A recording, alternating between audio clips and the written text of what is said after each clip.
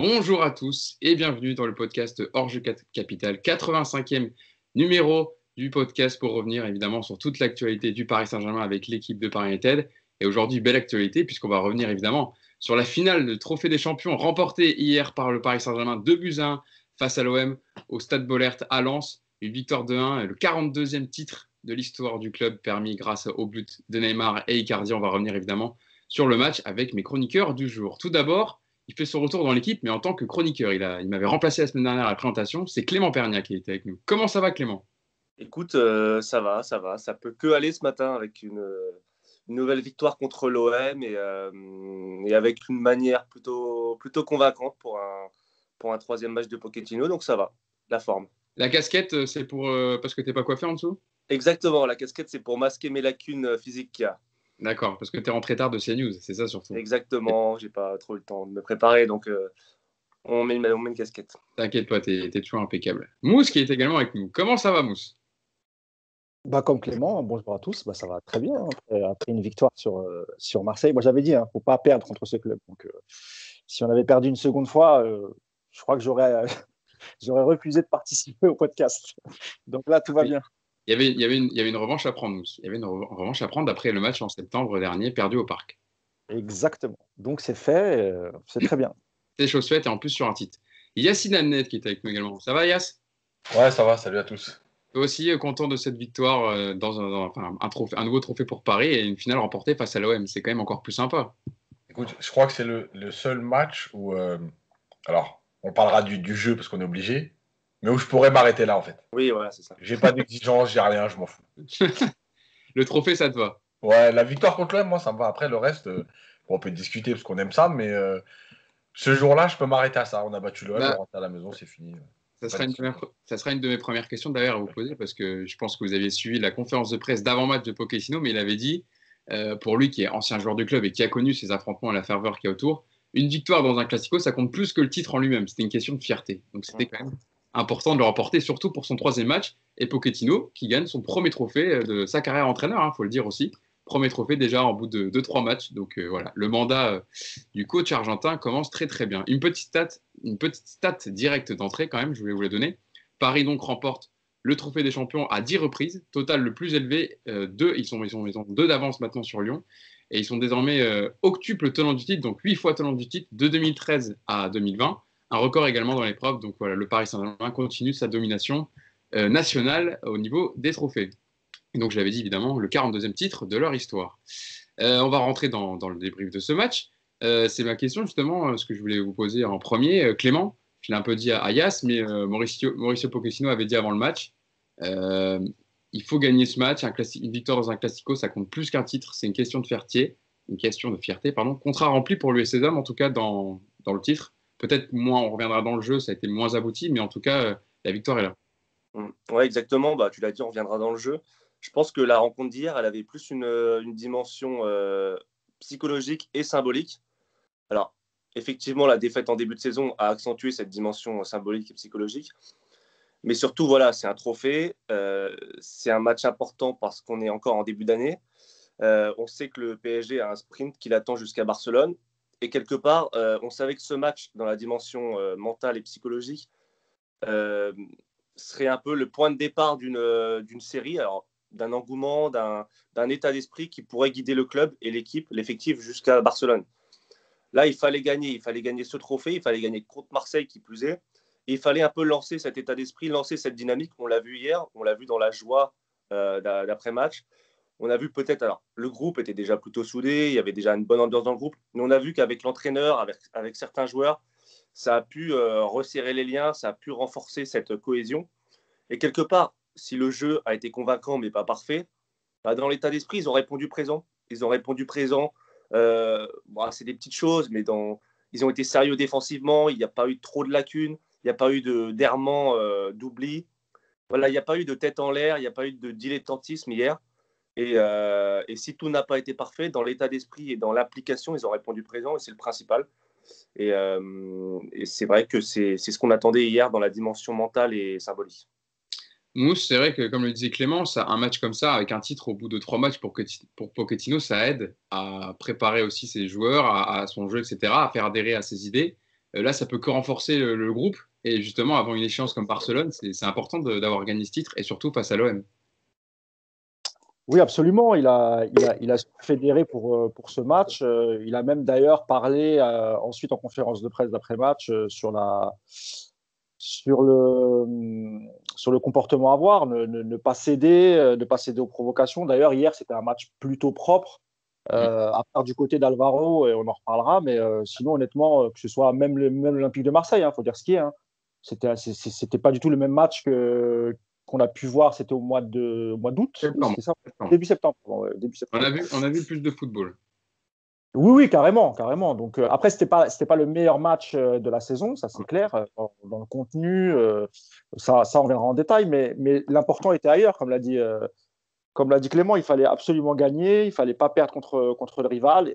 Qui plus est, il y avait un trophée à la clé, donc moi ça m'aurait fait mal au cœur de voir les Parisiens sur le côté et attendre qu'on remette le trophée aux Marseillais. Surtout que on reviendra sur la déclaration de Villas-Boas qui était complètement lunaire quand il raconte que c'est la meilleure équipe qui a perdu hier. Enfin, je sais qu'on ne peut pas juger les matchs sur des statistiques, mais tout de même, il y a quelques chiffres qui sont parlants. Et en termes de domination, etc., même s'il n'y a pas eu beaucoup d'occasions franches, je veux dire, du côté de Paris, il y en a eu encore moins du côté de Marseille. Donc voilà, l'important c'était de gagner, de prendre un trophée et psychologiquement, évidemment, c'est un plus pour Pochettino, son staff et le vestiaire, tout simplement. Là, dans les stats, j'ai pris le tableau de bord du match. Paris avait la possession avec 60% de possession contre 40 pour Marseille. Et dans les tirs, par contre, Marseille est devant avec 14 tirs et 7 cadrés. Paris a fait 12 tirs pour 4 cadrés. Donc voilà, si Villas-Boas parle de quelque chose, à mon avis, c'est dans les chiffres. Et justement, Mousse, c'est comme ça que je voulais lancer Yacine. Yacine, le coach marseillais André Villas-Boas a dit à la fin du match au micro de Canal que la meilleure équipe n'avait pas gagné hier soir. C'était un match équilibré avec peu d'occasions pour les deux équipes. Et je continue un peu la déclaration. On était la meilleure équipe. Je pense qu'on ne mérite pas de perdre ce match. Le 2-0 vient contre le cours du jeu. Est-ce que tu es d'accord avec l'entraîneur portugais? Évidemment que je suis d'accord, bien sûr. La meilleure équipe, on l'a vu, non? Je sais pas moi, qu'est-ce qu'il a vu comme match? C'était pas à Bollard, il était pas à Bollard peut-être. Il était ailleurs. Non, je sais pas. Il a regardé un match de la Real Sociedad ou je sais pas, mais il est ridicule. Non mais, tu sais moi, ce qui m'énerve le plus, c'est que si c'est Rudy Garcia qui dit ça, mais aujourd'hui, c'est une catastrophe pour lui. C'est-à-dire que dans les médias, tout le monde le reprend, tout le monde se moque de lui. Là, ça passe crème. C'est Villas-Boas, ça passe crème. Il y en a qui rigolent un peu de ça, il y en a qui vont dire oui, mais il n'a pas forcément tort. Et bien sûr il a totalement tort. Marseille a été. Franchement, Marseille, ils ont été ridicules jusqu'à la 80e hier. Ils n'ont pas joué au foot. Ils ont joué sans attaquant encore une fois. Alors évidemment, tu vois, je l'avais trouvé meilleur au Parc des Princes quand il avait été un peu chambreur sur Tourelle en lui disant ouais, on a lancé la pièce, mais lui aussi, il avait lancé la pièce contre l'Atalanta. Voilà, je trouvais, bon, c'est un peu plus de bonne guerre. Voilà. Comment? C'était un peu plus de bonne guerre, on va dire. C'était plus un jeu d'affrontement, mais pas vraiment. Dire l'honneur qu'ils nous font de fêter ça comme un titre en Ligue des Champions. Mais déjà, tu as été ridicule avant match. C'est-à-dire que tu as parlé des milliards. Tu as expliqué que l'OM ne gagnait plus rien depuis que le PSG avait des milliards. Bon, alors je vais juste lui expliquer, parce qu'apparemment il ne connaît pas l'histoire de son club, que l'OM, c'est un seul titre de champion de 93 à 2020. Les Qataris sont arrivés en 2011. Donc de 93 à 2000. 2 titres, il y a celui de Deschamps aussi. Non, il y a un titre, 2010. Non. 2010, ouais. Ah, oui, mais 2010, c'est un seul titre de champion pour l'OM. Oui, pardon, excuse-moi, je pensais que tu disais qu'il n'y avait qu'un seul titre entre 4. Oui, tu n'as pas compté celui de 93, pardon. Excuse-moi. Non, ouais, voilà. Donc, il ne connaît pas l'histoire de son club. Quand il était à Chelsea, ça ne le dérangeait pas les 300 millions de transferts, les 300 millions de salaires. Non, mais à un moment donné, arrête d'être ridicule. Arrête de vouloir te mettre les supporters dans la poche parce que ce que tu proposes, c'est nul. Voilà, c'est nul. L'OM a été nul. L'OM n'a pas joué, ils ont joué 5 minutes. Donc si ton plaisir, c'est de perdre 2-1 contre le PSG en disant on a été en place, etc., tu es dans la lignée de tout ce qu'on voit en France. Tu es bien, tu es au niveau de René Girard, de Pascal Duprat. Voilà, tu es bien. Là, tu vas être accepté par la confrérie. Bah, arrête tes bêtises, quoi. Voilà. Paris, ils ont joué tranquille, ils ont couru. Ça, c'est la première chose. Ils ont été meilleurs que l'OM. Alors, évidemment, il y a encore plein de choses, mais juste, en fait, aujourd'hui, le PSG, c'est cohérent. Voilà, moi, c'est ça que je retiens, c'est cohérent. On sent où ça veut aller. Chacun joue à son poste, sauf un, mais on y reviendra. Et ça essaye de mettre quelque chose en place qui est dicté par le jeu, en fait. Voilà. Clément, tu fais le constat là aussi sur, on va dire, on va rentrer dans le vif du sujet, dans le match. Clément, on a vu une équipe marseillaise longtemps concentrée à maîtriser le PSG, on va dire, plutôt qu'à lui faire mal.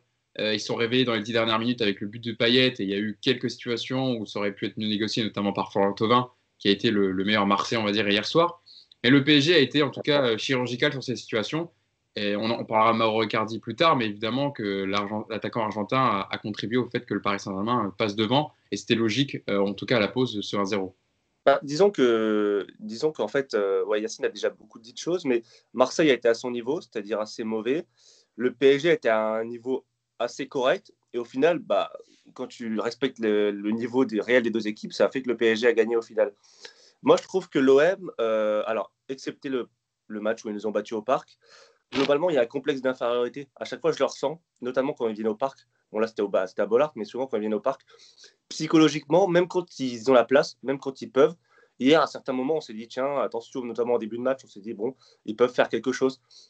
En fait, je sais pas, ils se donnent perdant d'entrée tout seul.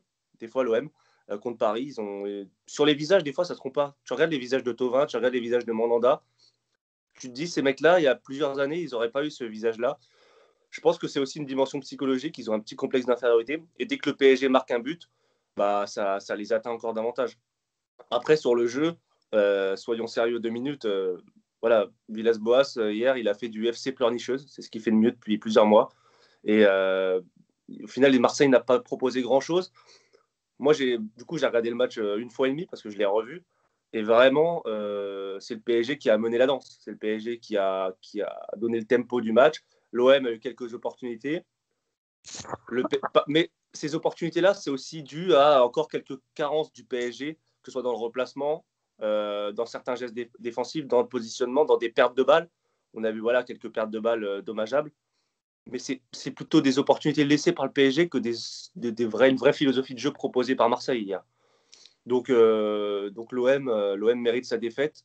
Je ne sais pas si le PSG mérite un franc succès, bien qu'ils aient été corrects et plutôt bons, mais l'OM en tout cas mérite sa défaite parce qu'ils n'ont rien proposé. Mousse, tu fais aussi ce bilan-là. Si on regarde la compo du Paris Saint-Germain, Mauricio Pochettino avait aligné un 4-3-3 ou un 4-2-3-1 avec Keylor Navas au but. Il y avait le retour de Florenzi à droite, Marquinhos, Kimpembe était de retour dans le groupe, mais c'était Diallo qui était préféré en défense centrale, Kurzawa qui était préféré à Bakker. Un milieu de terrain, Herrera Paredes, c'était également le retour de Paredes. De toute façon, il a mis tous les Argentins qu'il pouvait hier, Pochettino. Il a mis Paredes, il a mis Di Maria, il a mis Icardi. Donc il y avait Verratti dans ce rôle encore de numéro 10 qu'il essaye depuis 3 matchs. Di Maria, Mbappé et Icardi. Comment tu as trouvé le Paris Saint-Germain, toi? Est-ce que tu as vu de la continuité par rapport au match de Saint-Etienne, en tout cas dans l'intensité de Pochettino, dans les courses, ou pour toi, il y avait juste le titre qui était à garder, en tout cas hier? Alors, je vais te répondre, mais je voulais juste revenir sur Pochettino, où il a été très contradictoire hier, parce qu'avant la rencontre, il nous explique qu'en France, le trophée des champions, c'est pas considéré, alors que ça reste quand même un trophée, que dans les autres pays, c'est très important, etc. Villas-Boas. Tu as dit Pochettino, c'est pour ça. Ah, pardon, excuse-moi. Oui. Villas-Boas, Oui, excuse-moi. Oui, parce que j'ai pas entendu Pochettino dire ça hier. Excuse-moi, ouais. Non, Villas-Boas, qui explique que oui, c'est un titre qui est minimisé, etc. Et ensuite, il nous explique à la fin, ils nous font l'honneur de fêter cette victoire comme s'ils avaient remporté la Ligue des Champions. Donc, on sent bien que ce coach, comme il était complètement démuni, il ne lui reste plus que la com pour comme l'a dit Yacine et même Clément, je crois, pour se mettre les supporters dans la poche. Moi, je trouvais ça pathétique, alors qu'on avait loué plutôt que sa com quand il venait d'arriver à Marseille, on le trouvait plutôt bon, même nous. Mais là, c'est ridicule de plus en plus. Donc voilà, c'était juste ce que je voulais dire. Sur le match du PSG, moi, comme je vous l'ai dit avant qu'on démarre, j'aurais voulu voir un autre match. J'aurais voulu voir un rouleau compresseur. J'aurais vraiment voulu qu'on les domine comme la saison dernière où à la mi-temps, on leur colle un 4-0. Et puis qu'ensuite, sans doute que les Parisiens ont eu pitié d'eux. Ils ont arrêté de jouer en deuxième mi-temps pour arrêter de les humilier. Mais quoi qu'il en soit, oui, ça change des matchs qu'on a vus avant l'arrivée de Pochettino. Ça court.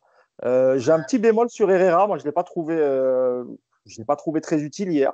Moi, C'est ce que j'ai vu de Pereira hier. J'ai pas trouvé. Super Paredes, par contre, voilà, pour un retour, je trouve que c'est vraiment pas mal ce qu'il a fait hier. Dans son papier, Yacine a expliqué que certes, il avait perdu quelques ballons, mais lui, au moins, il essaye. C'est-à-dire qu'il n'a pas cherché à, quand il était dans la difficulté, il n'a pas cherché à faire des passes latérales ou en retrait. Il a pris des risques, parfois c'était intercepté, c'est vrai, mais je pense que c'est ce qu'attendait de lui Pochettino. J'ai trouvé un Di Maria un peu mieux.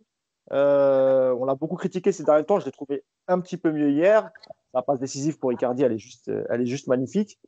Icardi, voilà, j'ai l'impression qu'on retrouve l'Icardi du début 2019 quand il arrive en prêt. On va en parler après, ouais. On va en parler après. Sur lui. Bon, Mbappé, on en reparlera aussi, même si Yacine a dit qu'il refusait, qu'il ne voulait plus en parler. Bon, voilà, je ne sais pas quoi dire sur Mbappé. Mais globalement, le match, voilà, ils auraient pu mieux faire. Ce qu'on attendait d'eux, c'est la victoire. Il y a eu des bonnes choses, de très bonnes choses, de moins bonnes choses. Mais voilà, moi, je suis globalement satisfait du match. Après, on rentrera dans les détails sur certains joueurs. Mais globalement, effectivement, voilà, on a dominé le match. La victoire est méritée. Il n'y a pas eu de blessés. C'est pour moi l'essentiel. Yacine, avant de rentrer dans le débat, dans le thème, en tout cas sur Mauro Icardi, qui a pesé de tout son niveau, enfin de son talent hier. Sur le match en lui-même, comme en parlait Mousse, est-ce que tu vois une continuité depuis le premier match contre Saint-Etienne? Hier, il y a une grosse bataille au milieu de terrain. Il y avait le retour de Leandro Paredes. Comme disait Mousse, et dans ton article, tu en as parlé. C'est quand même mieux en termes de qualité de passe, en termes de projection, d'avoir un Leandro Paredes qu'un Idrissa Gueye, par exemple, où lui tente, essaie de casser des lignes. Je pense à une passe qu'il fait pour Mbappé qui glisse à Icardi et malheureusement c'est hors jeu. Mais la passe, voilà, dans l'intention de jeu, c'est ça qu'il faut de la part du milieu de terrain du PSG et Paredes l'a plutôt bien fait hier. Alors, il y a deux choses. La première, c'est l'histoire des courses. Je pense qu'il y a, on l'a vu sur les deux premiers matchs, Paris a couru 117 et 120 km. Je veux que je donne les chiffres, comme ça je te laisse continuer après. En Ligue 1, en tout cas dans les deux premiers matchs avec Pochettino, il y a une stat qui est sortie sur les kilomètres parcourus pendant les matchs. Avec Tourelle, c'était 109,5 km par match en moyenne. Avec Pochettino, ça passe à 119,2 km par match. Donc 10 km de plus parcourus par les joueurs parisiens. Et dans le nombre de sprints, avec Tourelle, c'était 126 sprints par match en moyenne. Et avec Pochettino, ça passe à 134 sprints. On en a parlé dans le podcast, dans les principes, dans les prémices que veut mettre en place de jeu, que veut mettre en place Pochettino. Il y a l'intensité et les courses. Voilà, je te laisse reprendre, Yacine. Et donc, en fait, moi, c'est mon interprétation. Pour moi, en fait, il y a une phase aujourd'hui dans ce que met en place Pochettino. Il y a l'idée de se dire, de toute façon, tu peux jamais faire des courses à très haute intensité si tu n'es pas prêt. Donc, en fait, l'idée, c'est d'abord de courir. Et ensuite, ça va être de courir plus et plus vite. Je prends souvent cet exemple, l'histoire du coureur. Tu veux faire un 10 km, bah, tu t'arranges pour faire tes premières séances, ton 10 km en 1 heure. Et ensuite, tu vas aller pour faire descendre le temps. Donc ton 10 km, tu vas le faire en 50, en 45, et puis si tu es capable de descendre encore en dessous, tu vas le faire. Là, c'est pareil, c'est-à-dire qu'ils vont courir 120 km, puis ils vont courir 120 km avec 130 sprints, avec 150 sprints, avec 180 sprints. Ça, c'est la première chose, et c'est important parce qu'en fait, vu que Paris ne courait plus, tu es obligé d'en passer par là. Parce que tu ne reprends pas une saison comme d'habitude avec un coach qui arrive et 6 à 7 semaines de préparation, tu arrives en pleine saison. Donc, c'est les matchs qui te servent un peu de préparation, surtout qu'en ce moment, ils enchaînaient les matchs. Je rappelle que ce trophée des champions, il a été placé n'importe comment. Puis c'est pas comme si on était en pleine crise sanitaire, etc., en hiver, au mois de janvier. Hein. C'est pas, enfin, je veux dire, ça a été pensé, quoi. Évidemment, c'était ironique. Donc, là, tu t'arranges pour courir. Et après, tu vas mettre de l'intensité dans ce que tu fais. La deuxième chose, c'est sur Paredes. Souvent, sur Twitter, on vient m'interpeller en me disant « Ouais, mais ok, Paredes, super, la passe. Mais il joue dans un fauteuil. Mais il est lent. » Alors, je sais, c'est compliqué à comprendre, mais moi, j'habite en France et ça fait des années que je vois des gens se pavaner devant Busquets. Alors, si on arrive à me prouver que Busquets courait 29 km par match avec des sprints à 35 km/h, moi, je veux bien qu'on m'explique ça. Mais j'ai regardé le Barça pendant 15 ans, je ne l'ai jamais vu, ça. Donc, en fait, le truc, c'est toujours qu'est-ce que tu fais avec les joueurs que tu as? Qu'est-ce que tu leur demandes? On disait souvent aussi ça, excuse-moi, je te coupe, on disait souvent aussi ça de Mota à l'époque. Hein. Et voilà. Et pourtant, il était indispensable quand il était là, il fallait qu'il joue. Donc, en fait, le truc, c'est quoi? C'est comment tu organises ton équipe par rapport aux joueurs que tu as. Oui. Quand tu as Danilo ou Paredes, c'est pas les mêmes joueurs. Donc effectivement, tu peux pas demander la même chose à Danilo et à Paredes. Tu peux pas organiser ton équipe de la même façon. Quant à Paredes, il y a un style de jeu. Et je vais prendre l'exemple de Milan des années Pirlo. En fait, qu'est-ce qu'avait fait Ancelotti? Il a fait redescendre Pirlo plus bas pour utiliser sa qualité de passe, d'organisateur, première relance, etc. Et autour de lui, il avait mis Gattuso et Ambrosini, voilà, deux chiens, qui protégeaient Pirlo. C'est une idée. Je ne dis pas que c'est ce que faut que c'est pas ce que doit faire Pochettino. C'est une idée de dire est-ce que maintenant je me dis au milieu il me faut des mecs qui courent, mais qui finalement perdent 7 ballons sur 10, ou est-ce que je me dis ok, peut-être qu'il ne courra pas Paredes 12-14 km par match. Il va en courir 9, peut-être 10 s'il progresse un peu physiquement. Il a de l'impact quand il faut défendre, mais par contre, quand il a le ballon, bah ouais, Neymar, il n'est pas obligé de redescendre parce que la première passe, elle passe. Oui, il faut tenter des passes, et c'est pareil dans les statistiques. C'est facile de dire un joueur a perdu 19 ballons. Mais si dans ces 19 ballons, il y a 18, c'était des passes pour créer quelque chose. En fait, on ne se rend pas compte aussi de l'impact que ça a une passe qui crée quelque chose. Parce que quand ton Paredes, il tente cette passe vers l'avant, les défenseurs marseillais, ils savent que quand Paredes il a le ballon, ils ne peuvent pas dormir. Par contre, si ton joueur, tu mets un joueur qui tente que des passes latérales, mais les défenseurs, ils ont le temps de se replacer. De toute façon, lui, quand il a le ballon, les gars, on risque rien, vous inquiétez pas, il va pas tenter une passe qui va créer quelque chose. C'était la même chose à l'époque sur Pastore quand il était présent et en forme. Moi, je disais, oui, il perd des ballons. Mais à chaque fois, il tente quelque chose pour faire mal à l'adversaire. Donc l'adversaire, il ne peut pas dormir. Et ça, c'est important dans ce que tu mets dans le doute de l'adversaire. Donc, Paredes, il faut trouver quelque chose pour animer autour de lui. Mais moi, aujourd'hui, personnellement, je ne vois pas comment on peut s'en passer dans cette relation entre la défense et le milieu offensif attaque. C'est vrai que c'est un rôle de Regista qui est assez intéressant, un peu comme ce que fait par exemple Brozovic à l'Inter ou voilà, Busquets dans ses belles années au Barça. Vas-y.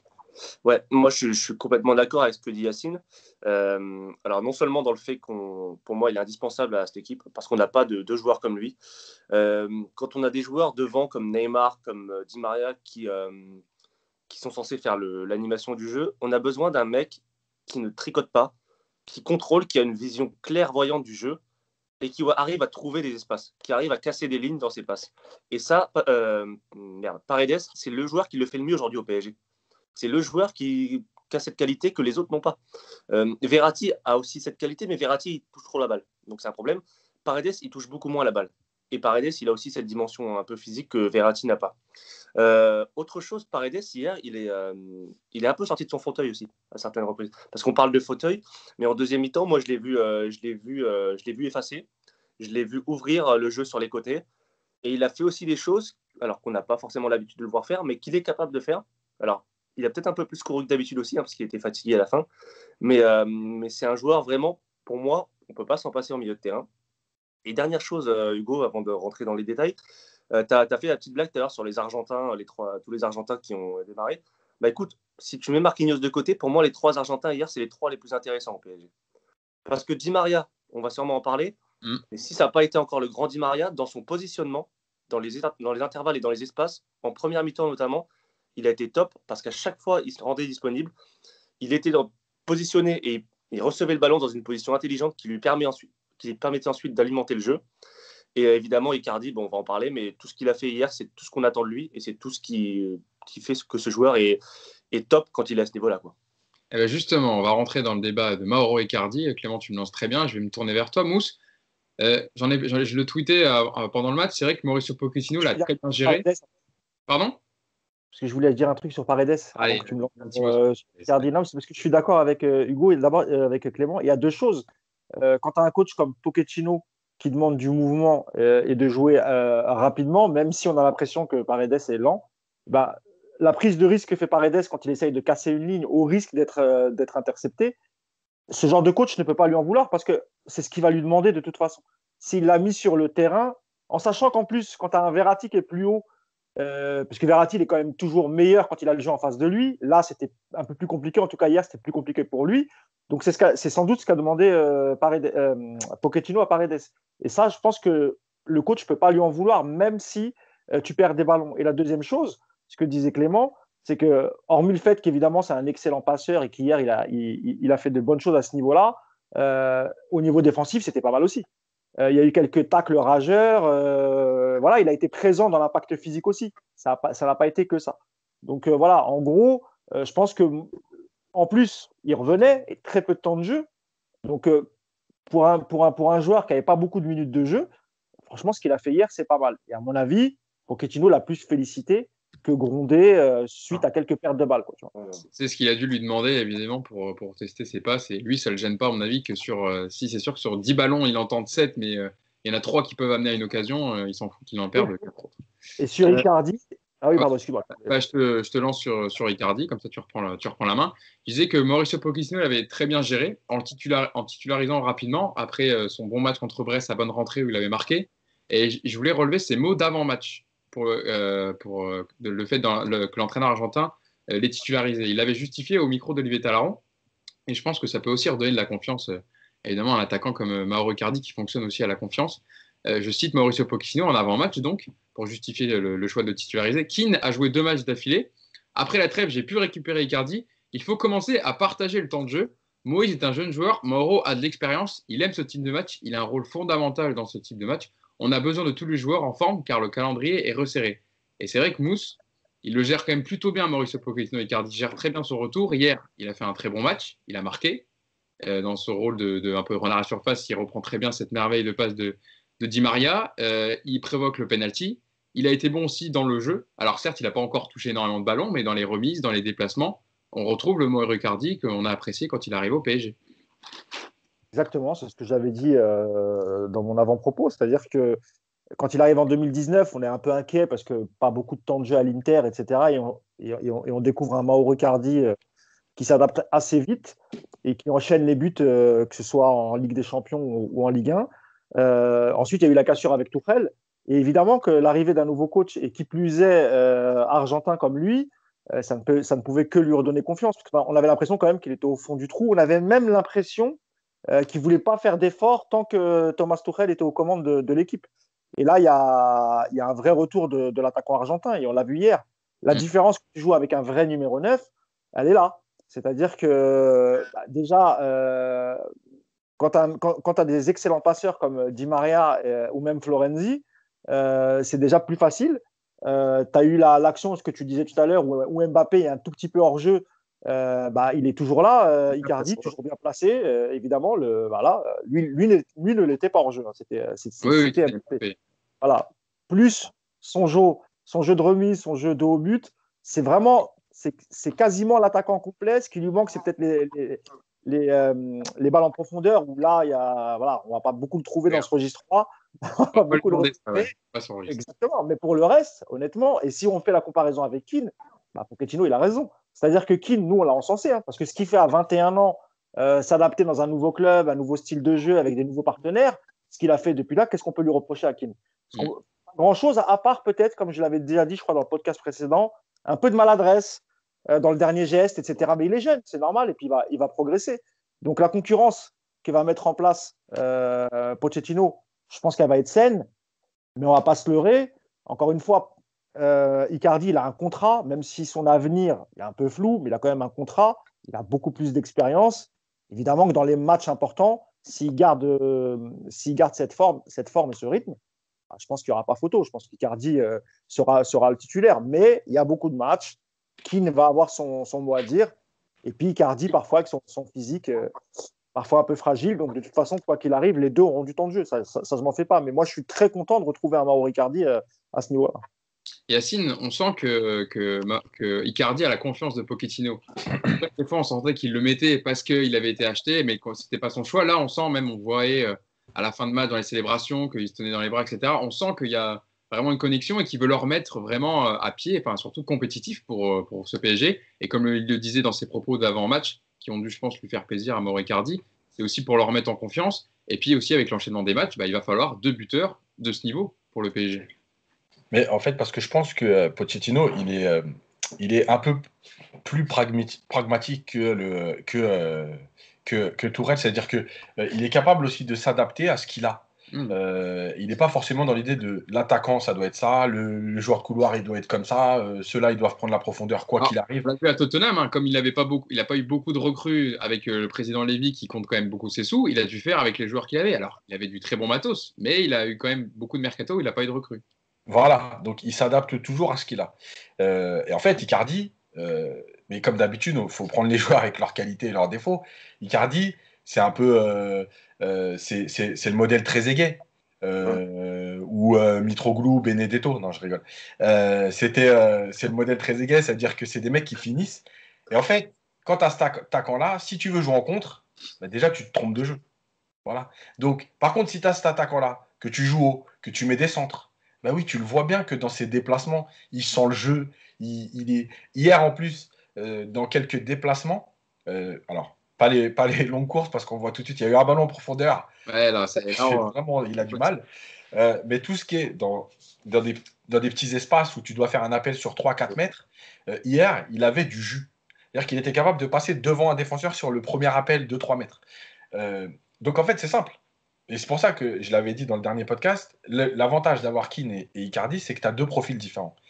Demain, tu domines le match, tu as 70% possession de balle, 70%. Tu es très haut, tu as Florenzi, tu as Bernat, des joueurs qui savent centrer. Bah, évidemment, je mets Icardi. Par contre, tu es dans un moment de match ou un match où tu sens que tu vas moins avoir le ballon, où tu sens que tu vas être un peu dominé.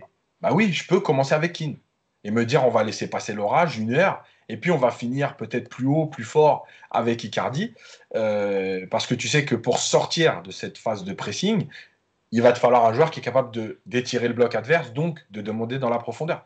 Donc c'est très bien. Moi, ce que je veux, en fait, c'est simple. C'est que l'entraîneur, il se serve des joueurs avec ce qu'ils ont comme qualité. Et aujourd'hui, Icardi, si tu es dans un match que tu vas dominer, évidemment, quand tu as Neymar, alors, il y a le fameux bémol habituel. Si Neymar et Mbappé ont décidé de jouer avec tout le monde, pas tous les deux, ont décidé de respecter le jeu. Donc, quand le Florenzi il est tout seul à droite, le décaler, pas comme certains matchs où on les laisse, les latéraux ils dédoublent. Mais en fait, tu t'en sers juste pour aller. Pour rentrer à l'intérieur. Voilà, ouais. Tu les décales jamais ou vraiment au bout de je peux plus rien faire. Bon, tiens, vas-y. Là, voilà.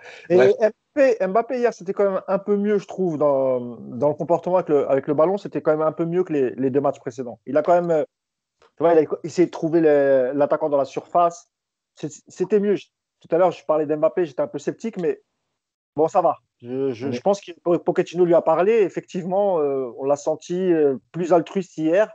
Peut-être que ça ira mieux dans les prochains matchs. Mais hier, ça va quand même. Franchement, il a été moins exaspérant que les deux matchs précédents. Pardon. Après, de toute façon, juste pour finir, le truc qu'il faut toujours se dire, et j'avais fait un papier dessus et je l'ai répété, c'est que tant qu'un joueur n'est pas bien physiquement, le problème c'est qu'il doit jouer simple. Et le problème c'est que tous les joueurs, moins ils sont bien, et plus ils se compliquent les choses. Donc, le fait de courir, de commencer à être un peu mieux, et puis la chance, c'est que là maintenant, il y a le match d'Angers qui arrive très vite, mais après, par contre, Paris va avoir, je crois, 2 fois pratiquement une semaine pour préparer les 2 matchs qui arrivent avant de repartir sur le gros calendrier. Mais ça veut dire qu'il va y avoir pratiquement 6 jours de préparation, donc de travail athlétique, mais aussi de mise en place tactique. Et on va dire que ça va faire du bien dans une saison où finalement les joueurs finissent les matchs, récupèrent, rejouent.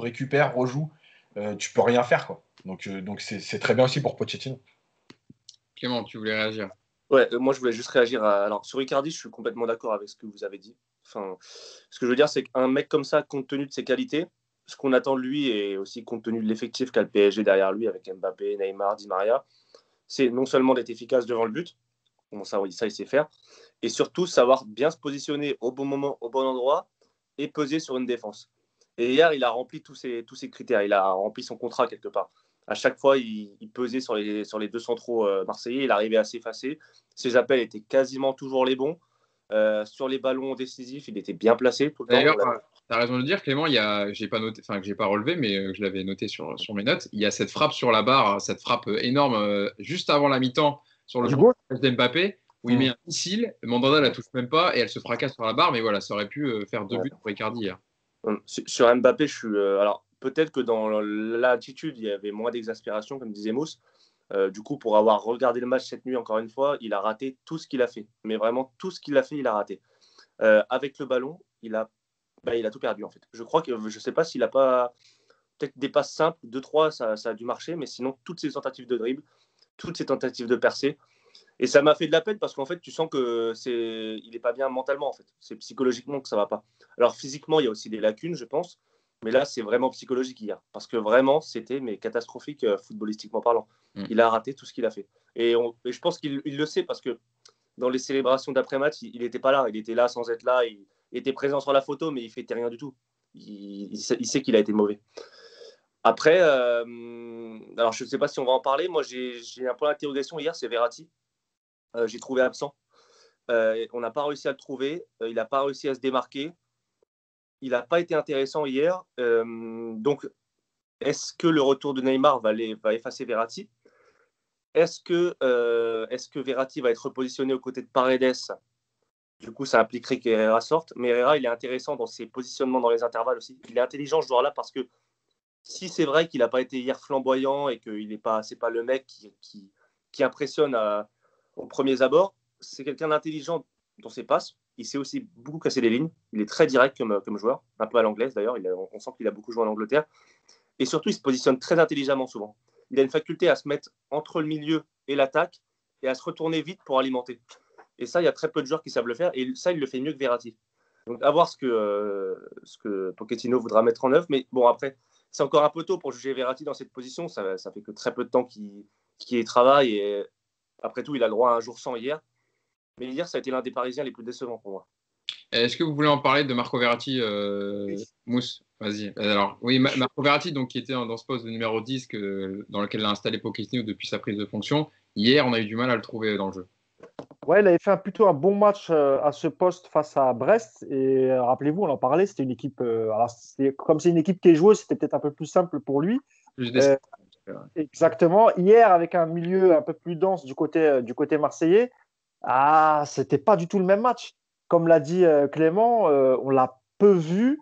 De toute façon, on l'avait déjà dit, Verratti, il faut qu'il soit face au jeu, en fait. C'est comme ça qu'il est. Et plus il part de très bas sur le terrain, mieux il est. Et hier, effectivement, tu avais l'impression que c'était un élément offensif en plus, mais qui ne servait pas à grand-chose. Et je regrette qu'en fait, Pochettino les fait redescendre, parce que moi, je n'avais pas fait attention à quel moment il était redescendu au milieu. Et en fait, c'était à partir de la 80e, tu vois. Mais il aurait dû. Enfin, moi, je pense qu'il aurait pu le mettre plus tôt, faire un changement et faire rentrer un mec peut-être comme Draxler plus haut, peut-être faire sortir, tu vois, Herrera et tester Paredes et Verratti, tu vois. Mais hier, effectivement, on a senti la limite de Verratti en 10 quand il y a beaucoup de densité au milieu de terrain. Et je pense aussi que Pochettino l'a vu. Et là, avec le retour de Neymar, j'espère qu'il va retrouver son poste au milieu de terrain. Tu voulais dire un mot aussi sur Verratti, Yass ? Ouais. Alors, déjà, je ne vais pas parler d'Herrera parce que je vais être trop dur. Donc, je vais laisser tomber. Je vais attendre quelques matchs. Voilà, ce qu'il faut dire, c'est que je connais un peu parce qu'on a une discussion sur un groupe WhatsApp. Yacine, il avait envoyé des screens du positionnement d'Herrera contre Brest qui n'était pas terrible. Et là, quand j'ai entendu Clément le défendre, je me suis dit, c'est sûr que Yacine, il va dire quelque chose, il ne va pas être d'accord. Non, mais parce qu'en fait, c'est des joueurs qu'on a envie. Moi, je vais le dire franchement vite fait. C'est des joueurs qu'on a envie d'aimer parce que c'est des soldats, c'est des bons gars. Ils font pas de bruit. Tu les fais rentrer 3 minutes, le mec il rentre alors qu'il a quand même une carrière. Je veux dire, il a joué à Manchester et tout. Tu le fais rentrer 3 minutes, tu le mets titulaire, tu le mets en 6, tu le mets en 8, tu l'as mis arrière droit, il dit rien, le mec il joue. Donc, c'est du genre, t'as du mal à. C'est compliqué de dire. Mais je vous jure que si vous regardez un match vraiment dans le détail, il y a tellement de lacunes dans sa qualité de passe, dans son jeu, dans sa façon de lire le jeu. Alors, il est très volontaire, donc il compense. Tu vois, il va dans les duels parce qu'il compense par sa générosité. Mais il y a tellement de lacunes que, bref. Sur Verratti, je vais être très simple. Hier, c'est pourquoi il a. En fait, j'ai juste une petite nuance avec ce qu'a dit Mousse. On l'a pas peu vu, on l'a mal vu. Pourquoi ? Parce qu'en fait, à partir du moment où Marseille décide de ne pas jouer, le bloc est très bas et dense. Et en fait, Verratti, on l'a vu. Sauf que tout ce qu'on voit d'habitude de ses passes qui font mal, il ne pouvait pas les faire. Parce qu'il était déjà très haut. parce qu'en plus, on a manqué de profondeur sur les côtés. Mais en plus, il est déjà trop haut pour créer quelque chose. Et la densité, elle est trop importante. Donc, qu'est-ce qu'il faisait? Il a beaucoup fait de remise en une touche pour redonner au joueur qui est face au jeu. Ou alors, jouer un peu plus latéral pour aller chercher Mbappé au même niveau. Mais en fait, ça ne crée rien. Euh, alors, pourquoi ça peut être intéressant? Parce que, en fait, en Ligue des Champions, déjà, des équipes qui jouent comme Marseille, ça n'existe pas. Une équipe qui joue avec 11 joueurs dans ses 35 mètres, ça n'existe pas. Donc, tu ne trouveras jamais la même densité. L'Atlético Madrid. Ouais, mais non, ils le font très bas, mais même malgré tout, Et puis ils jouent quand même avec des attaquants. Un bloc, non, mais c'est mieux fait en tout cas. Oui, Comme dirait Julien Cazard, les attaquants, tu n'es pas obligé de les mettre si haut. Mais bref. Donc voilà, donc c'est possible que ça marche. Moi, je pense en fait que malheureusement, au moment où arrive Pochettino, c'est trop juste pour que ça marche.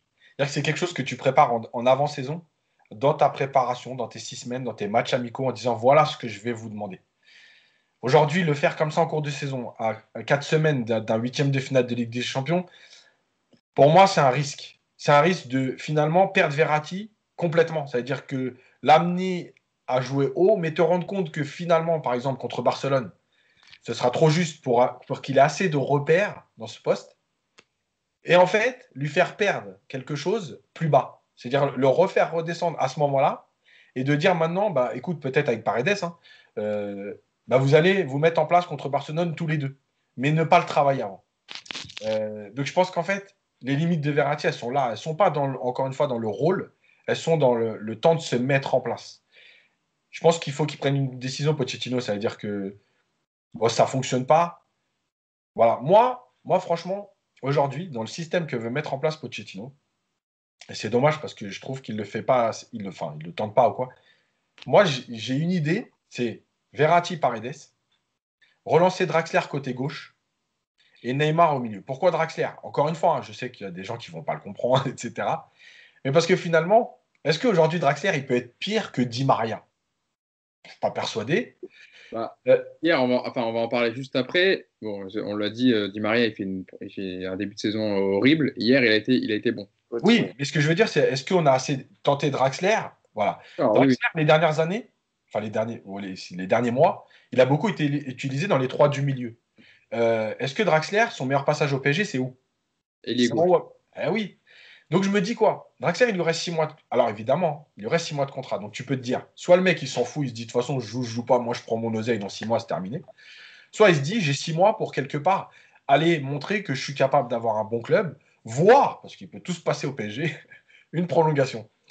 Et donc, pourquoi ne pas le tenter avec Neymar en 10, Mbappé à droite, parce que moi j'ai toujours dit qu'il était mieux à droite qu'à gauche.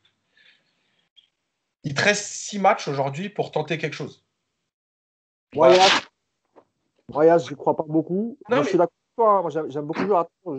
Moi, je suis d'accord, hein. Mais là où j'y crois pas, c'est que déjà hier, vous parliez d'Mbappé, la célébration. Je ne sais pas si vous avez vu Draxler aussi.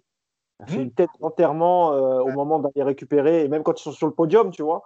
Et même si moi, je trouvais qu'il avait fait des rentrées intéressantes les 2 derniers matchs, eh ben, j'ai l'impression que ça n'a pas satisfait le coach Pochettino. J'ai l'impression que Pochettino, je sais pas, j'ai l'impression qu'il ne va pas compter sur lui. Ouais, mais moi aussi. Et peut-être qu'il préférera relancer un Sarabia qu'un Draxler. Et d'ailleurs, je pense que Leonardo lui a dit qu'il faut absolument qu'on le vende. Et alors, normalement, quand tu veux vendre un joueur, tu le fais jouer. Tu vois. C'est mieux. Mais comme tu n'as pas 10 points d'avance en championnat, tu as Voilà. beaucoup de choses à jouer, etc., tu n'as pas le temps. Tu n'as pas le temps de faire plaisir, d'essayer de faire le VRP et de vendre ton joueur. Donc moi, j'ai l'impression que pour Draxler, donc je suis quasiment certain qu'il ne partira pas cet hiver. Il n'a pas d'intérêt à partir, même en prêt, même ce que tu veux. Donc, il va finir la saison avec nous. Mais bon, j'ai l'impression que voilà, Sarabia va plus tirer son épingle du jeu de ce côté-là que Draxler. Parlons d'Angel Di Maria. Tu en parlais tout à l'heure, Clément, avant de passer à Neymar. Hier, en tout cas, on le disait lors du match précédent contre Brest, il avait encore délivré une prestation assez insipide. Mais hier, pour le coup, ça n'avait rien à voir. Moi, je l'ai trouvé plutôt. Enfin, il a été assez omniprésent. Il a commencé la rencontre, on va dire, timidement. Il n'a pas trop de réussite sur ses ouvertures, ses tirs de loin.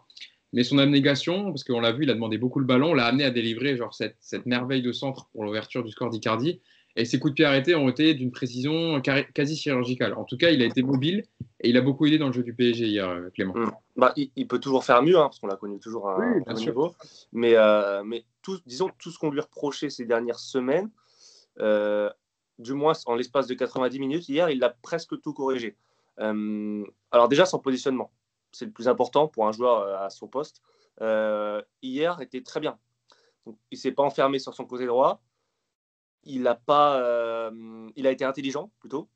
En fonction de qui avait le ballon, il se positionnait, on va dire centre droit et entre les lignes marseillaises, ce qui fait qu'il était facile à trouver. On parlait de Verratti qui n'a pas eu ce rôle de numéro 10. Est-ce que c'est pas Di Maria hier qui l'a fait justement ? Hier, il y avait justement la comparaison Verratti-Di Maria entre l'un qui était très facile à trouver et l'autre qui était vraiment un peu plus dans l'ombre. Donc hier, Di Maria très bien positionné. Tu l'as dit, avec le ballon beaucoup plus intéressant. Pareil, aux antipodes de Mbappé qui ratait tout ce qu'il voulait, Di Maria c'était bien plus efficace. Alors, tu as parlé des centres, mais il y a aussi les ouvertures. Il y a aussi sa faculté à se retourner face au jeu. Combien de fois on l'a retrouvé en numéro 10 face au jeu, à pouvoir ouvrir, soit pour Icardi, soit pour Mbappé, soit pour Florenzi, aussi de l'autre côté, qui faisait des appels intéressants. Donc hier, il a plutôt corrigé tout ça. Il a aussi fait preuve d'investissement, d'effort. C'est vrai qu'Yacine, ici, le reprochait souvent ces dernières semaines. Di Maria, on sent, quand il n'est pas dedans, il ne fait pas les efforts défensifs, il n'est pas impliqué. Et Di Maria, ça se sent vraiment pour un joueur comme lui. Hier, ça s'est senti qu'il était présent, qu'il avait envie de courir pour les autres. Donc en fait, balle au pied, dans le positionnement et dans son intelligence de jeu hier, il a été au rendez-vous. Alors après, à voir avec le retour de Neymar, si Pochettino ne va pas vouloir décaler Mbappé à droite, et que faire de Di Maria ? C'est l'interrogation que je me pose, parce que je me demande si... Alors soit il joue avec les 4 de devant, c'est-à-dire qu'il va laisser Mbappé à gauche, Neymar en 10 et Di Maria à droite, ce qui va impliquer des efforts supplémentaires pour la ligne de 3, parce que ça va être compliqué sinon pour assurer les efforts défensifs. Mais je me pose cette question, moi. Je me pose cette question du positionnement de Di Maria. Est-ce qu'il ne va pas vouloir le mettre un peu plus dans l'axe et décaler Mbappé à droite ? C'est un point d'interrogation. Pour l'instant, c'était un bon match hier, mais j'attends de voir. J'attends de voir pour voir si c'était une parenthèse ou si c'est le début d'une nouvelle série pour lui.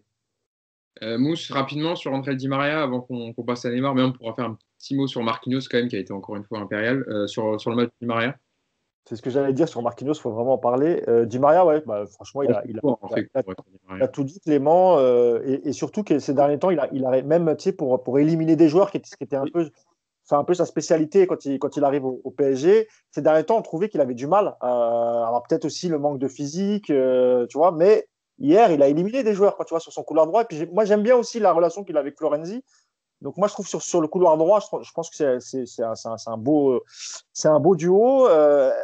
Moi, sur les prochaines compositions, quand Pochettino aura toute son équipe, moi, je pense qu'il faut qu'il joue en 4-2-3-1 avec Verratti et Paredes, évidemment. Et Neymar en 10 sur les côtés, Mbappé et Di Maria, quoi.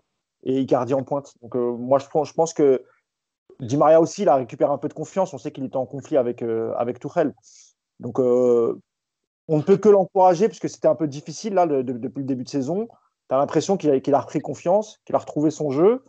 Donc voilà, un Di Maria en forme, c'est toujours un plus pour le PSG. Donc je suis d'accord avec Clément. Yass, un petit mot sur Di Maria, et puis tu peux en même temps enchaîner sur Marquinhos, qui est encore une fois le capitaine parisien, qui a un rôle crucial, impérial en défense, quand ça commençait un peu à être la tempête, on va dire, en fin de match sur certaines situations. Pochettino, en tout cas, l'installe en poste de défenseur central, et nous, on est plutôt contents de ça. On se demandait presque si c'était son vrai poste. Ouais. Vite fait, donc Di Maria, moi, je suis désolé, mais j'ai pas vu la même chose. Oui, il a eu plus de jambes, il a plus couru. C'était mieux que contre Brest quand même. Ouais, mais c'est toujours pareil. Si t'as 1 sur 20 en maths et que t'as 3, c'est mieux ou c'est pas mieux ? Mais dans ce cas-là, ils font toujours un match. Juste un match dégueulasse, t'es obligé de faire un match un peu mieux quand même, t'es obligé d'en parler. Donc c'est ce que je dis. Il a plus couru, c'était mieux contre Brest. Donc au lieu d'avoir 3 sur 20, il a eu 7 sur 20. Bravo. Voilà, mais alors là, t'es dur. Non, mais moi, il n'y a pas de problème, j'assume. Mais franchement, je vais même te dire, quand Clément il a parlé au début, je me suis dit, faut que je regarde le match.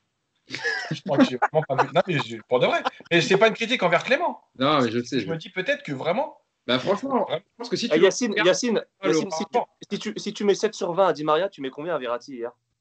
Mais non, je sais pas. Non, mais quand j'ai dit 7 sur 20, c'était pour donner une différence de notes. Genre, si t'as 3 et que t'as 7, es Bah, quand même au-dessus de la moyenne et c'est combien, t'as augmenté, c'est ça que je voulais dire. combien C'est t'es. pas la note que je lui donne, j'ai pas donné de note. Les notes, je les donne plus parce qu'on a dit que les notes, c'était de toute façon, les gens ils s'arrêtent à ça et ils font une fixation. Bref.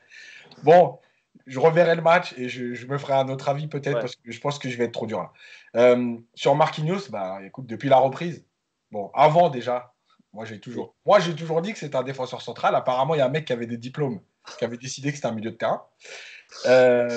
Mais écoute, franchement, ces matchs depuis la reprise, franchement, il est juste énorme. Il fait tout Ouais. propre, De ouf. bien. Il lit le jeu, il compense.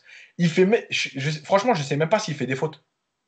À un moment donné, une période où Thiago Silva, je crois, dans les premières saisons, quand il y avait encore Ibra et tout, il y a eu des périodes où Thiago Silva, il enchaînait pratiquement 8 ou 10 matchs. Et tu entendais ses stats, il avait fait 3 fautes en 10 matchs. Et là, je crois que Marquinhos, il est sur le même niveau. C'est-à-dire que quand il vient au duel, il prend le ballon, il relance propre, il donne de la confiance. Franchement, enfin, je sais pas, il y a plein de choses. Je pense que de toute façon, le fait d'être repositionné, sans se dire, hein, est-ce qu'aujourd'hui je joue milieu, est-ce qu'aujourd'hui je joue en défense? Je pense que déjà, ça l'aide. Le départ de Silva, la confiance du groupe, je pense qu'il est en train de prendre une autre dimension dans son attitude. Il faut qu'il passe un cap dans je suis capable aujourd'hui de taper du poing sur la table, mais avec tout le monde. Avec Neymar, Mbappé, Di Maria, comme avec Paredes, comme avec Pembele ou Florenzi, bref, qu'il assume complètement son rôle de capitaine. Mais honnêtement, dans le jeu aujourd'hui, ok, on peut dire hein, c'était Saint-Etienne, Brest et Marseille, mais franchement, c'est du très très haut niveau. Ouais. Clément, je te lance sur une déclaration de Marquinhos à la fin de match au micro de Canal où il disait par rapport à Mauricio Pochettino, nouveau coach, une nouvelle philosophie. Le coach essaye de faire des changements petit à petit. Ce n'est pas toujours évident de changer de coach en milieu de saison comme ça parce que tu n'as pas beaucoup de temps pour mettre une nouvelle philosophie en place. C'est un coach exceptionnel. Il parle beaucoup avec les joueurs. On remercie Tourelle, ce qu'il a fait pour nous ici, pour moi. J'ai bien progressé avec lui. Il m'a montré un autre niveau de football que je ne pensais même pas atteindre. Je suis content pour ça. Maintenant, c'est une nouvelle étape pour moi et pour le PSG. Et voilà, en tout cas, là, en plus, quand tu parlais de son match, Yacine, j'avais l'image du retour sur Radonjic. Parce que vous voyez un moment où c'est. En plus, hier, il faisait un temps quand même assez dégueulasse. Parce que Radonjic, il est nul, mais il va vite. Ah, non, mais là, sur le Donc coup. pour moi, en vitesse, c'est-à-dire que tu te dis. Non, mais il aurait pu. En tout cas, il était devant Radonjic. Et Marquinhos a bien récupéré, a coupé pour remettre sur Navas. Mais avec le terrain glissant, ça aurait pu être plus casse comme ça. Et voilà, ça fait partie des bons retours hier de Marquinhos au sein de la défense. Mais Clément, c'est vrai que Marquinhos, depuis le début de saison, mais même là, quand il est installé de nouveau en défense centrale, bah, il est impérial, quoi. C'est le capitaine, c'est le patron, quoi. Moi, quand je vois son niveau, Marquinhos, depuis plusieurs semaines maintenant, j'ai l'impression de voir un daron avec des enfants. Mais vraiment. Pour moi, il est à un niveau, mais littéralement au-dessus des autres joueurs qui l'entourent. C'est-à-dire que non seulement, donc Yacine a tout dit, hein, il est parfait dans son positionnement, dans ses interventions aériennes, au sol. Mais contrairement à même ce qui fait de plus que Thiago Silva avant, parce que Thiago Silva était aussi très bon dans ses interventions, mais ce qui fait de plus que Thiago Silva, c'est aussi les ouvertures. C'est que Marquinhos, il a une qualité d'ouverture en profondeur qui est assez exceptionnelle quand même. Ses passes tendues sont d'une précision assez remarquable. Il arrive à trouver des espaces. Il ne se contente pas de relancer court, ce que faisait assez régulièrement Thiago Silva, bien que Thiago Silva était vraiment un monstre à son plus haut niveau. Il savait faire aussi, Silva. Il savait aussi, mais il le faisait très peu. Je ne suis pas d'accord. Ouais. Non, comparé à Marquinhos, 3-4 fois par match, il te trouve une ouverture, il te change de côté, il te fait une ouverture pour changer le jeu de la droite à gauche, de la gauche vers la droite. Thiago Silva le faisait très peu. Thiago Silva se contentait beaucoup de jouer court, même si ça lui arrivait. Si, je te. On a le droit de pas être d'accord, amigo. Oui, non, mais. Moi, je peux te après, voilà.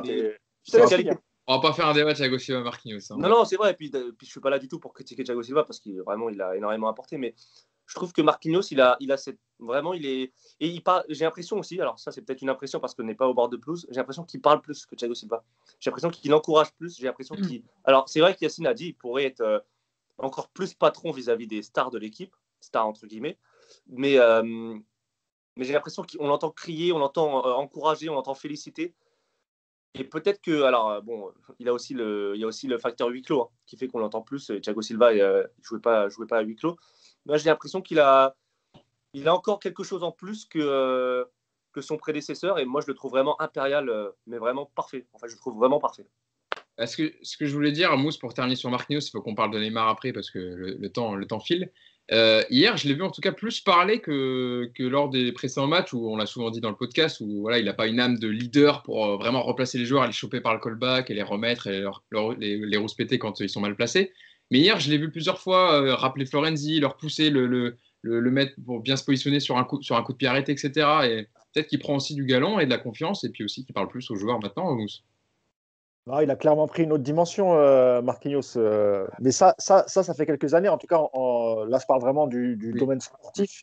En tant que défenseur central, déjà, quand à l'époque Unai Emery fait tourner et ils ont tous le même nombre de matchs, ça tourne entre Kimpembe, Marquinhos et Thiago Silva.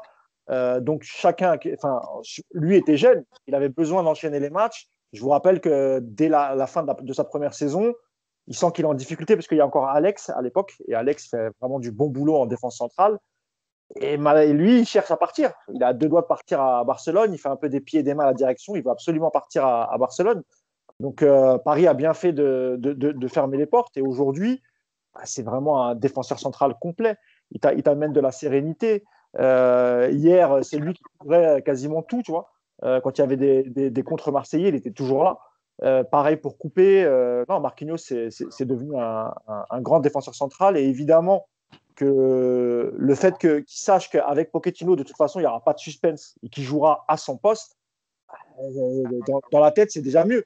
Avec Tuchel, avant chaque match, il devait se poser la question où je vais jouer. Et du coup, il avait tellement joué au milieu de terrain que parfois, quand il redescendait en défense centrale, on a l'impression qu'il avait quelques lacunes. Parce qu'il perdait un peu ses repères.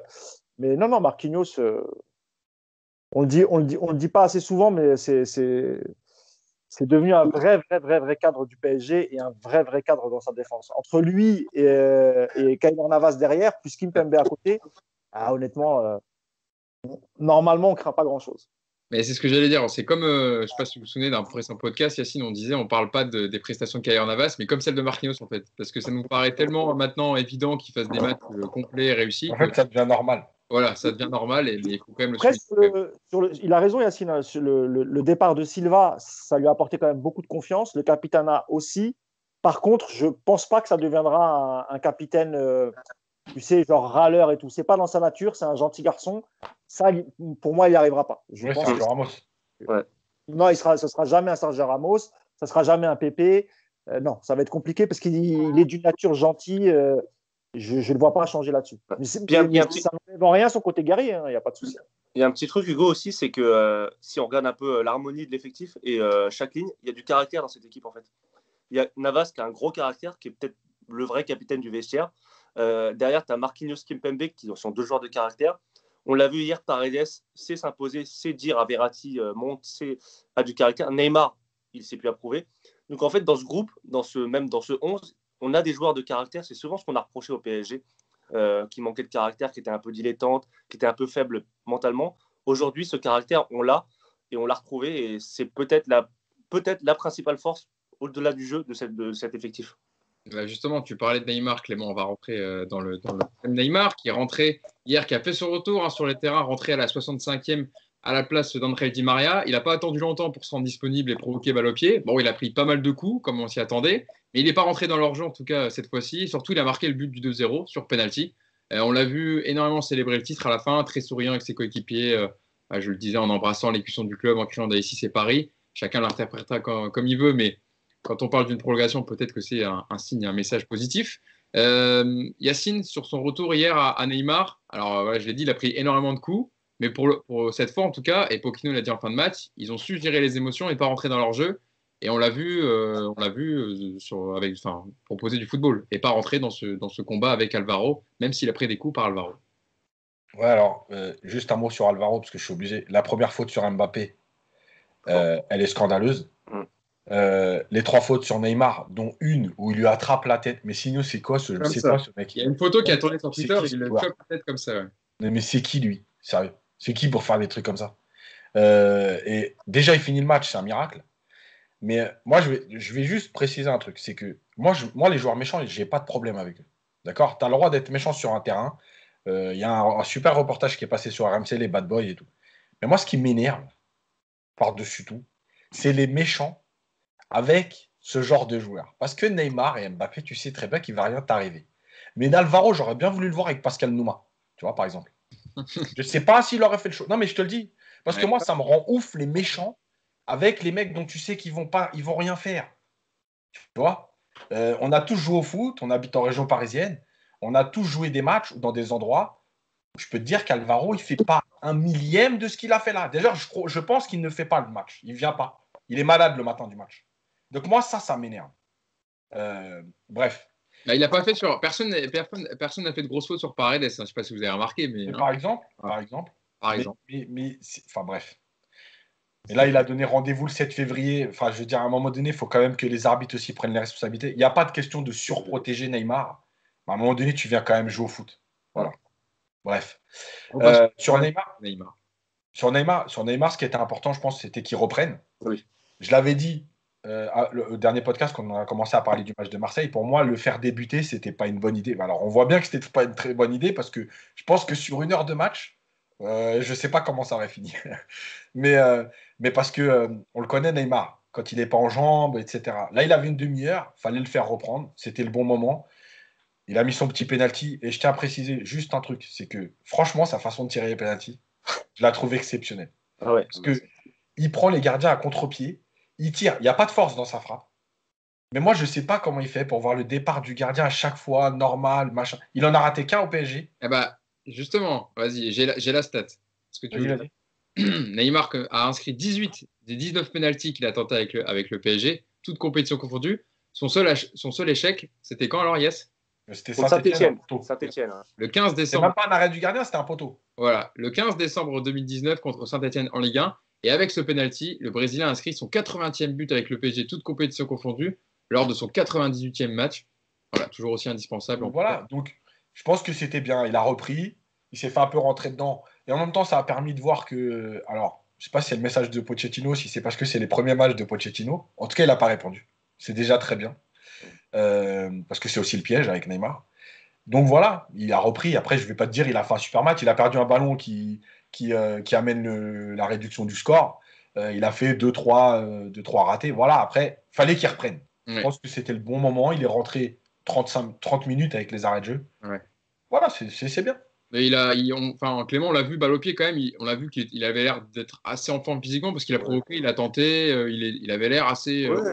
C'est un mec qui aime jouer, qui aime être sur un terrain. Donc il était enthousiaste hier à l'idée de reprendre. L'équipe gagnait. Il avait pas. Neymar, il est agaçant, c'est quand il a l'impression d'avoir le poids de la terre sur ses épaules et qu'il doit faire la différence à lui tout seul. Il doit renverser. Hier, il n'avait pas ce poids-là, donc il y avait l'avantage pour le PSG. C'était une reprise, ça se passait plutôt bien. Il y a un nouveau coach. Il y avait tout un environnement qui fait qu'il n'avait pas besoin de trop en faire et donc de ne pas être agaçant.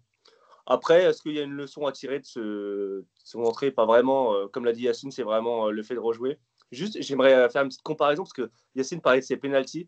C'est vrai qu'il est fascinant. Et moi, j'ai longtemps dit que Juninho, c'était le tireur de coup franc qui m'impressionnait le plus, que j'ai jamais vu. Neymar, c'est un peu pareil avec les pénaltys en fait. Il me semble pas avoir vu un meilleur tireur de pénalty depuis que je suis le foot que Neymar. À l'instar de ce que faisait Juninho avec les coups francs, c'est un peu la même chose. Donc, si la filière brésilienne de France a pu apporter quelque chose, c'est au moins sur les coups de pied arrêtés. Donc, c'est plutôt cool. Mousse, sur le match de Neymar, toi, pareil, tu l'as vu en jambes, il a été plutôt, voilà, il s'est pris quelques coups, mais il a apporté. Et puis, c'est de bon augure pour Pochettino qui va évidemment retrouver les joueurs petit à petit et construire son 11 avec tous ses retours de blessures. Ouais, comme mes deux camarades, il n'y a pas grand-chose à dire. Il a repris, il fallait qu'il reprenne, qu'il retrouve un peu de rythme. Lui, il a voulu prouver à Alvaro que c'était un footballeur qui ne faisait pas le même métier, en fait. C'est pour ça que je pense, déjà, il a voulu s'amuser un peu avec lui, ce qui est plutôt normal parce que c'est pas Neymar qui lance les hostilités, c'est Alvaro. Premier contact, il y a une grosse faute. Et je crois qu'il ne prend pas carton jaune tout de suite. Il prend carton jaune, je crois, la deuxième faute subie par Neymar. Ouais. Et évidemment que Alvaro, cette grosse merde, et c'est une merde. Ce qu'il a fait hier, c'est inacceptable. Et c'est pas parce que c'est un Marseillais ou quoi. Hein. C'est le problème, c'est que Neymar rentre sur le terrain pour jouer au foot, pour lui prouver que c'est un meilleur footballeur que lui. Et comme il est bidon comme footballeur, Alvaro, tout ce qu'il trouve à faire, c'est. Limite, tu avais l'impression qu'il voulait vraiment essayer de le blesser. Parce que c'est des coups qui font mal qu'il lui a mis. Hein. Et puis, ce que raconte Yacine le long de la touche, mais ça, c'est du catch. C'est même plus du foot. Ces mecs-là, c'est pas un footballeur, en fait. Et normalement, ça, tu finis pas le match. Il finit pas le match. Autant les autres Marseillais, j'ai rien à redire sur leur comportement, vraiment. Mais même Payet. Hein. Même Payet, hier, tu vois, il n'a pas fait le malin. Tu vois, aujourd'hui, tout le monde, il se fait tailler sur les réseaux, c'est de bonne guerre. Lui aussi, quand il a gagné, moi, j'ai dit que c'est de bonne guerre. Il peut charrier, c'est normal, tu vois. Même si ces montages, ils étaient de très mauvais goût. Mais ce que je veux dire par là, j'accepte. Et Alvaro, pour se mettre les supporters de l'OM dans la poche, tout ce qu'il a trouvé à faire, au lieu de prouver que c'était un bon défenseur et qu'il pouvait empêcher Neymar de passer, non, il a voulu lui faire mal, il a voulu le blesser. Et je pense qu'il continuera au mois de février pour le match retour, c'est sûr et certain, parce que c'est la seule manière pour lui d'avoir des likes ou, tu vois, ou d'exister. Et d'être un peu le héros des supporters marseillais. Et moi, franchement, il m'a mis hors de moi hier. Parce qu'encore une fois, le match était de bonne tenue. Je pense que les deux équipes avaient retenu les leçons. On avait dit le lendemain de défaite dans le podcast que c'est tout ce qu'on détestait voir dans le football. Et des deux côtés, on a été assez objectifs.